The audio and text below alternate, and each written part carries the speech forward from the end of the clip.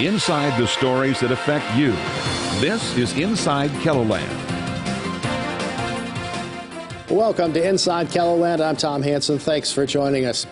Spend any time on social media and you'll likely see a slew of complaints and negativity. And turn on the TV and you could see the same, from the latest illness to crimes. But there's a lot of good happening in the world too. On today's Inside KELOLAND, we want to bring you some of our recent uplifting stories to brighten your day. We start in Aberdeen, where a familiar face at a KELOLAND college is retiring, but we're not talking about faculty or staff. KELOLAND's Kelly Volk introduces you to this household name on campus and how she's made a difference over the years. Head to Presentation College and you might come across a St. Bernard lounging around campus or taking a stroll. That dog is Spirit, the college's live mascot. Once I met Spirit, I just kind of fell in love. Fifth-year senior and football player Alex Karp volunteers to take Spirit on walks. He knows one of the keys to her heart. If you have food on you, she's definitely going to be a good friend of yours. I'm pretty sure she is the most popular dog on campus here at PC. Vice President of Advancement Matthew BLAIR says Spirit can be found in different areas of campus throughout the week. You'll also spot the mascot at college events, including football games. Your Presentation College Saints! Spirit is an Aberdeen celebrity. Not only can you find her here on campus, but she also makes appearances around the community. Spirit is out several times a month at community events, whether it be with young people, old people. Everybody in the Aberdeen community knows Spirit. No matter where she goes, there's a good chance she'll make someone smile or bring them some comfort. I don't think she was trained to be a therapy dog, but she certainly is. I mean, just being on campus, you'll see students who are having a rough day, and Spirit walks into a room, and all of a sudden it takes their mind off of that bad grade they got or a bad experience that they had on campus that day. I think Spirit reminds people of home. And we talk about family on campus, and especially us being just such a close-knit group of students and faculty, we consider ourselves family, and I feel like most families have a dog, so it kind of gives people that sense of home. Spirit joined the campus family as a puppy. Now at 8 years old, she's getting ready to retire in December. So Spirit's in really good health right now, but she is getting up in years, and we have seen her slow down a little bit. And so we wanted to just, while she still has a pep in her step, we wanted to celebrate her and then give her that retirement that she so greatly deserves. Karp considers himself grateful to know Spirit, a dog who's been a part of his Presentation College experience since the beginning. It makes me feel old, because when I first came on campus, Spirit was so young and so fresh, and I didn't realize how fast the time had actually passed by. That her leaving does make me sad, just because it's the end of an era, but I'm really happy that everyone got to experience everything that Spirit brought to PC. But even in retirement, this joyful Spirit will continue brightening people's days. When she's not out and about, Spirit lives with a former Presentation College employee. Spirit will be given the distinction of Mascot Emerita during a basketball game in December, and she'll attend a midnight breakfast with students during finals week. Well, here in Sioux Falls, a Burger King restaurant celebrated the retirement of one of its longtime employees. KELOLAND's Sarah McDonald introduces you to a woman who's been serving customers since 1983. After nearly 40 years at Burger King, Dorothy Holmbeck will be taking off her name tag for the last time. But before that happens, co-workers, customers, friends, and family members are celebrating her retirement at the restaurant on 41st Street. I just thought it was going to be a few people here, because I said, let's just have a few people. I didn't know it was going to be like this, but I'm glad.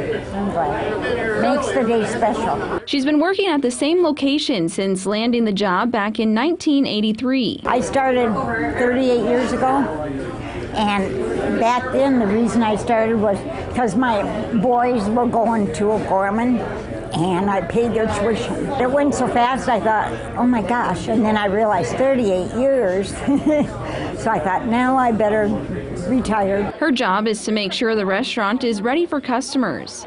She says the friendliness of her co-workers and customers have kept her dedicated to her job all these years. In a day when people are chasing so much else, to have someone have that level of commitment and continue to show up day after day, early by the way, she's never late, is absolutely huge. So as she heads into retirement, there's no doubt this burger queen will be missed by many. Dorothy is a very special person to all of us, as you can tell by the crowd and all the tears and joy. So she's got a place in the heart for all of us. I'll miss them too, but I'll be back. I'll be back to visit. With Positively KELOLAND, I'm Sarah McDonald. Thanks. Dorothy says she plans to spend more time traveling and spending time with her kids and grandkids. One man's crazy passion for percussion is turning Sioux Falls into a well-known drumming community.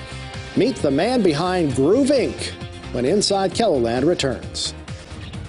Welcome back to Inside KELOLAND. Well, Sioux Falls is gaining a reputation as a place that produces talented drummers.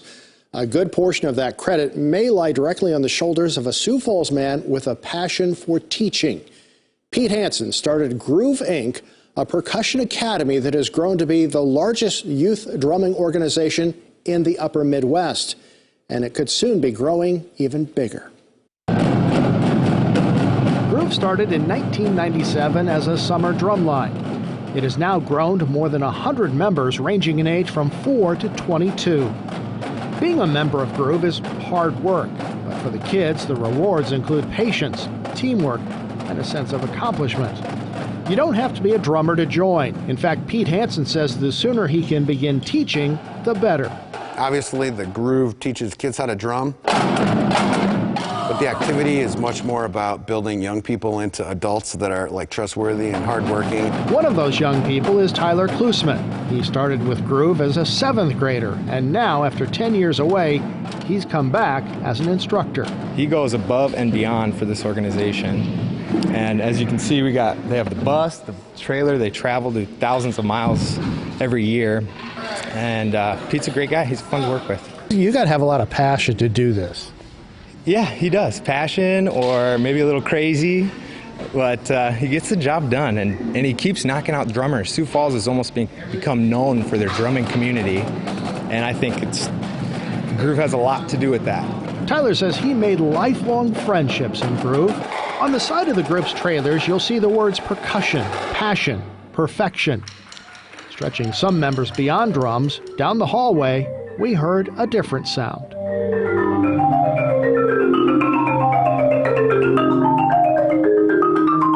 This marimba is a percussion instrument developed in Mexico. There are also different kinds of drums to master in Groove, from the bass to snare to quads.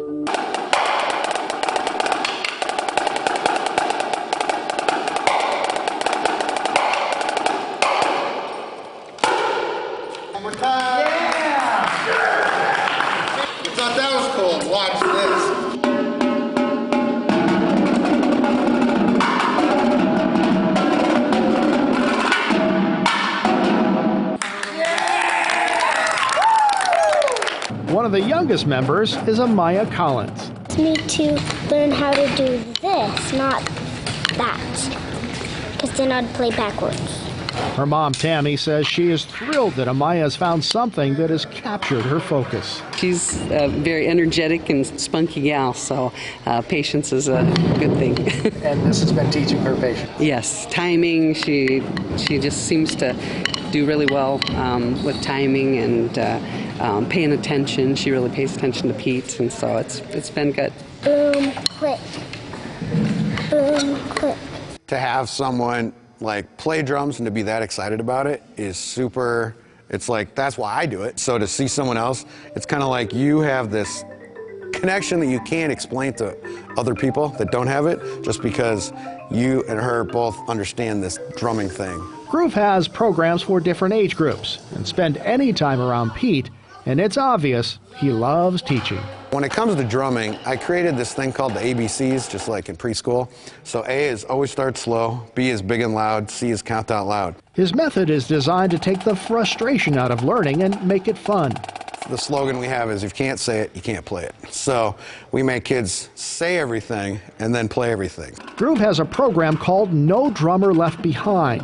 They provide area schools with equipment and instruments when needed. For instance, O'Gorman High School needs some extra keyboards, so we'll take over some marimbas and vibraphones. Hartford needs a marimba, we'll take an instrument over there. West Lyon needs an instrument, we'll take some stuff over there. Groove is expanding in several ways. They are adding a parent drum line and a piano curriculum. Pete says they've already had people donate 12 pianos for the kids to play.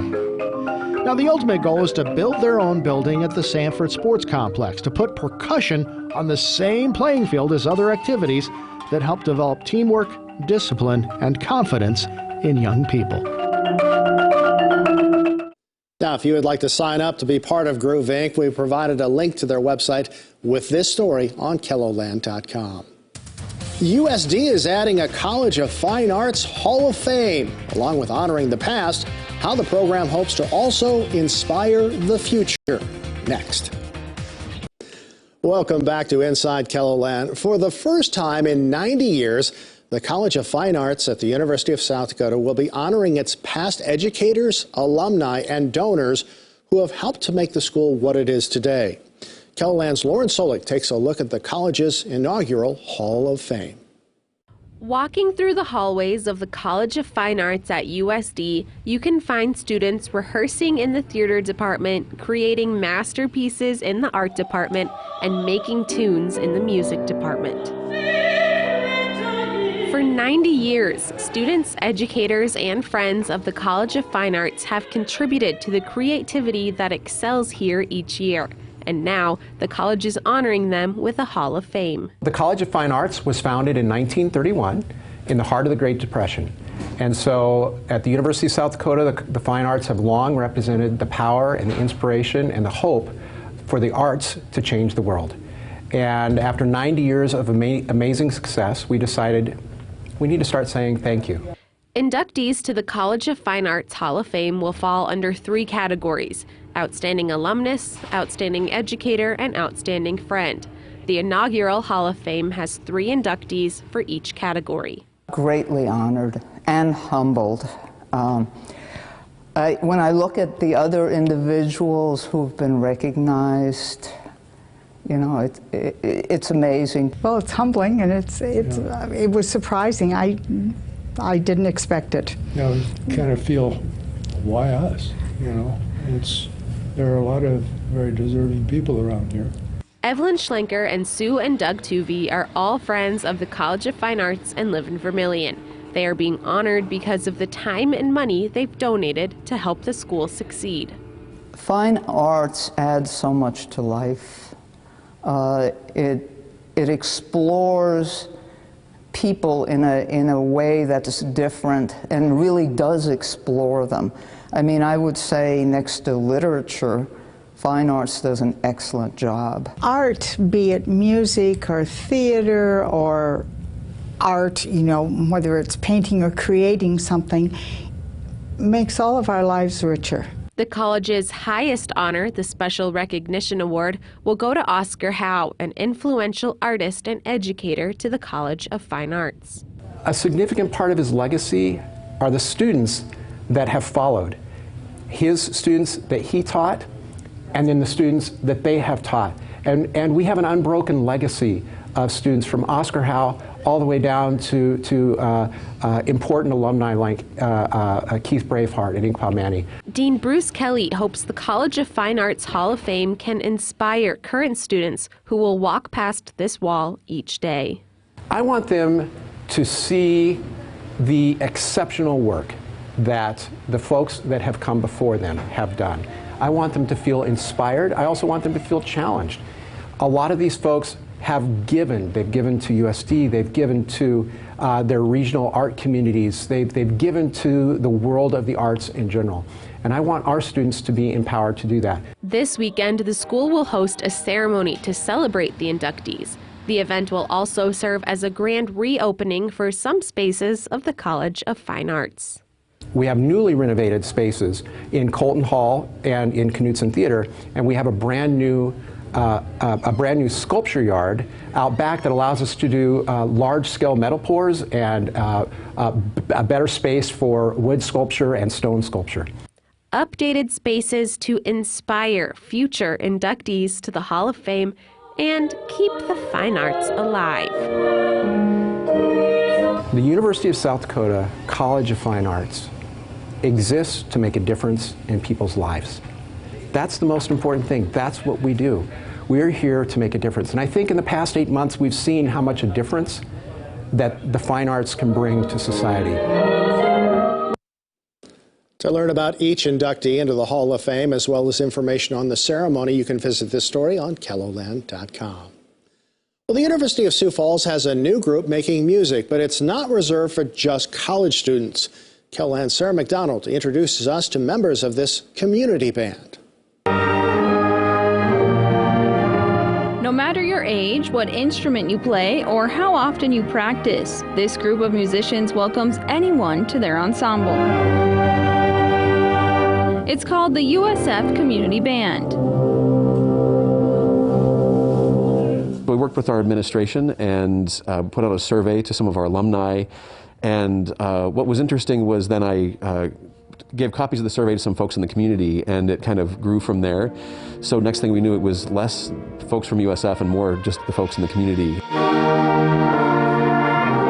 The group started rehearsing back in September and now have more than 50 members. And it kind of kept growing and growing, and so we were very excited to, more than 50 was I think, a lot more than we thought. It really has ended up being very well balanced. We have a lot of low brass, which is great. It kind of makes for a big sound, which we do appreciate. But if there's anybody watching who's like a horn player, French horn player, we could use a few of those. There's always some room for more folks. KAYLA TRONVOLD and Morgan Van Holland are both graduates of USF. They say this is giving them the opportunity to perform once again. It's been really good. I hadn't touched a saxophone since I graduated over 9 years ago, so it's been good to get back into playing that instrument. It's been really fun to meet the people who are in the band. I sit next to a teenager and then somebody who is older than me, and so being able to make those connections in the community. After you graduate, you kind of lose touch and kind of struggle with finding ensembles to play with, so this was a great opportunity for me to get back into playing again and keeping up on those skills. Rehearsal is something Ray Johnson looks forward to every week. And when I retired, I decided I wanted to play again. So I picked the trombone back up, and since, probably 5 years, 6 years ago, I've been trying to get my lick back in shape. I really enjoy playing with college students and retired people and alumni, and it's a lot of fun. And what I really like too is playing all the different kinds of music. And it really is a wide variety of music the band plays. The first song I conducted, I got to the end and I thought, oh, that sounded perfect. I don't want to do anything else with that. And it was really kind of amazing. Next week I thought, oh, I can try some more tricky music. And so I brought some other music, and then I got, so finding the balance has been fun. So we've been kind of doing some stretch stuff and some stuff that's a little easier. Some of the songs we're playing, Just a Closer Walk with Thee, which is kind of a Canadian brass arrangement. We are also playing Hobbit's theme and also themes from Gandalf, so Lord of the Rings style. Also, we are playing Salvation is Created, some slower movements, a hymn song on Philip Bliss, things like that. So it's kind of all over the place.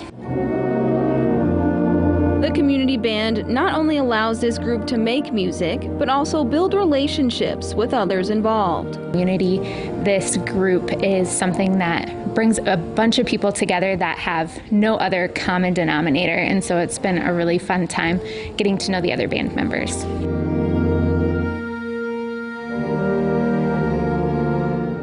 Making music the whole community can be involved in. Now, this is a collaboration between USF and Augustana. The USF Community Band rehearses in the fall, while Augie's band rehearses in the spring. The USF Community Band will also have 2 performances November 21st and December 5th. Before heading to the State Boys Soccer Tournament, players in Worthington got a haircut. What makes it so special when Inside KELOLAND returns? Welcome back. Players on the Worthington, Minnesota high school boys soccer team have plenty of reasons to hold their heads high. They've completed an undefeated regular season. They won their regional championship, and then they reached the state tournament. As KELOLAND's Perry Groten reports, community support for the Trojans is a cut above the rest. The Worthington High School boys soccer team has been dominant this year, compiling a perfect record while leading all Minnesota schools in scoring average and defense. Now the players have a goal of claiming the state championship to boot. It'll be a tough competition, but I think if we play our game and go into it with a competitive mindset, we'll go out well, have a good game. The players are sporting fresh haircuts to add a little more bounce to their headers.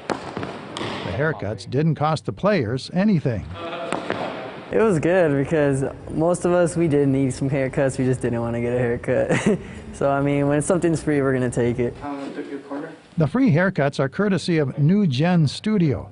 Barber Victor Sanchez once played soccer for Worthington. Like a haircut always makes you feel like you can take on everything and anything. The free haircuts are not only a show of community pride, but also an act of generosity to a group of high schoolers who can't always afford the luxury of a fancy haircut. Things have gotten very expensive after the pandemic and whatnot, and we understand that a lot of parents are not able to afford this for these kids, you know, so we are able to do that for them. The grateful players say the new haircuts will help their performance on the field. People have more confidence. Look good, play good. I'm not gonna miss no balls now. Play that. You know what I mean? Amazing. Got you. I'm gonna clear the ball out, you know, make goals. Just by taking a little off the top, these athletes are performing stylishly from head to toe. In Worthington, Minnesota, Perry Groten, KELOLAND News. To see how the team is doing in the state tournament, just go to the sports section on KELOLAND.com. Well, you can make a difference in someone's day by donating new or gently used winter coats and clothing for Keep KELOLAND Warm. KELOLAND Media Group is partnering with the St. Francis House, Montgomery's, and Lewis to help people in need. Just drop off your donations at any Sioux Falls Lewis. Well, this past Thursday was Miracle Treat Day at participating Dairy Queens. While the annual event is a little later than normal this year, the fundraiser is still the same. For every Blizzard sold at the restaurant, $1 or more will be donated to the Children's Miracle Network. A little ice cream for a good cause is a win-win for everyone, of course. And that is all the time we have for today. Be sure and join us again next week for more of what's going on inside KELOLAND.